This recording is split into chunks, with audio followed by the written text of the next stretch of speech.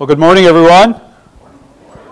And as it's already been pointed out, welcome to 12-12-12. Wherever Kathy Waldron is, she's decided that today is the last day of the world, not 12-21-12. She thinks the Mayans have it backwards. So indeed, if this is the last day of the world, what a great way to spend it together with you all. But thank you for coming to our December 2012 VUPS membership meeting. By show of hands, anyone here for the very first time to one of our membership meetings?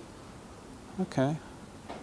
Well, roughly 10% or so of you. Well, we're glad to have you all with us. We do these meetings 4 times a year, one in different regions of the state.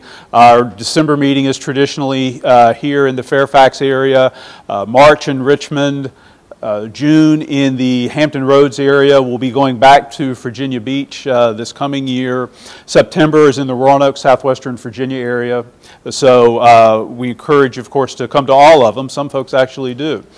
For those of you who are new, these meetings are our opportunity as the Virginia 811 call center to give you updates on the things that we're involved with, as well as some things that are going on in the world of damage prevention. Sometimes it'll be technology things, sometimes it'll be a few other things too. We hope that you'll enjoy the information we have to present and that the meetings will be of some value to you. Here's our agenda for the day. The first thing we always do, it's a long-standing tradition, is to have everyone introduce themselves so we can get a better idea of who all is here. It's amazing for me with all the things that I do that I'll know some names, and it's great to come to these meetings and to be able to put faces with the names finally. But we'll do that part first. Secondly, then, Rick, our CEO, will come and give some updates on some of the stats of our performance over the previous 3 months. Oh, that's what we're doing. Okay, sorry about that. After that piece, I'll be giving you an update on our public awareness program and what our public awareness department has been doing the last 3 months. It's been a very busy last 3 months for us, and you'll find out as we go through that part. Debbie Hoffbauer, who is frantically typing on the keyboard right now, our Director of IT, will give an update on our work order system project, something that we've been working on for a couple of years now. After that, we'll take a short break, and then after the break, we'll come back and we have a real exciting project to talk about, and we've got a group of experts to help us talk about this, something that came together at the last minute and yet turned out to be something that was very exciting, and turns out that we in Virginia were the only ones in the nation doing this. That's my tease. Stay tuned for that after the break. We'll then show you our 2012 Christmas tree and Christmas display entry for the Fashions for Evergreens. Those of you who have been to this meeting the last couple of years know that this will be our 3rd year with such a display. We have a really unique display this year, so I think you'll enjoy that. After that, we're going to have a special recognition presentation we're going to do, and then everyone's favorites, door prizes and lunch, that have been going on at the call center for the last 3 months. Thank you, Steve. Go ahead.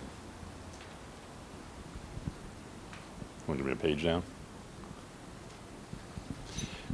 Every quarter, I'll go through some of our statistics, and I did see a number of new people attending, so I'll kind of explain a little bit on these stats. Everybody sees these. 3 of the stats that we're required to keep for the State Corporation Commission as part of our certification is going to be the ASA, the abandon rate, and the network busy. And the ASA is our average speed of answer. That's how long it takes for somebody, the average time in the month, for somebody to call in for their wait time once they go into queue and as they're waiting to get into to reach a live agent. For September, it was 19 seconds, and our target is 30 seconds or below.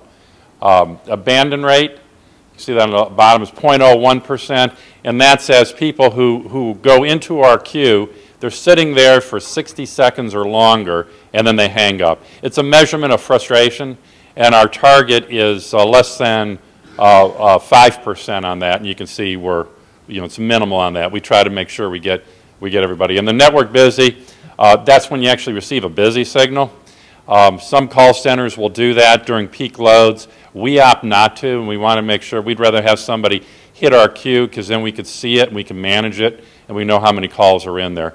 Our target is, I think, less than 1%, and we've always been 0% because we have enough incoming lines coming in to handle whatever our peak load would be. Again, so we can manage it. We can look in queue managers and see exactly what's out there. For October, we have ASA of 17 seconds, and you can see the abandon rate again in network busy is very low. Our total tickets, our average for the day was 4222, and you can see September and October are definitely peak months, and then you'll see November, which should drop down to 4100 average, and you can see our ASA is 11 seconds, no abandoned calls, and no network busies. One of the things we do every quarter is we have an employee of the quarter, and we ask our employees to nominate somebody within the organization. And so this quarter, it was Mike Hosey. Mike works on our night shift, and he's, you have the night shift, and you never see these guys. I mean, or the evening weekend shifts. You come in every now and then. You'll see them if you come in early, but they definitely do a great job of handling that load when the rest of us are asleep. It's a different breed, really, to do the night work. And for Mike, one of the things that he had done to become the employee of the quarter is we're badly in need of somebody. He just stepped right in there to fill a shift that was vacant, and then worked a double shift for that. But he's done that historically. He's always right in there and working. He's one, when we've had snowstorms, he'll stay there, 3-4 days in a row and just kind of camp out at the place. So definitely that's the kind of stuff we need, and we want to recognize and reward in our organization. We have the Employee of the Year, and this is another group that we don't. Christy Ulrich, if you go here, Christy U is in our help desk area, and currently we just have 3 people in there. It's another kind of area that doesn't have the high recognition as like the agents will, because you're talking to them all the time. But what the help desk will do is, as our agents, they have questions. These are our seasoned people. They understand our training manual and be able to work them through. Or if membership like you guys, if you need data requests, they're the ones that do it. It's all more the higher end piece. They get all the complaints, the type of issues that would go in if from the agents, and bring it back out to our IT department for resolution. So they kind of an underlying group, again, like the night shift.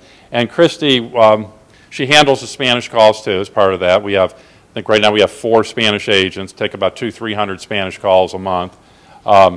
And with this one here, a fellow agent nominated Christy, where she was having some real issues on stuff. Christy came off on her own time and just kind of really helped her out with getting to understand the law and how to interpret it within a call.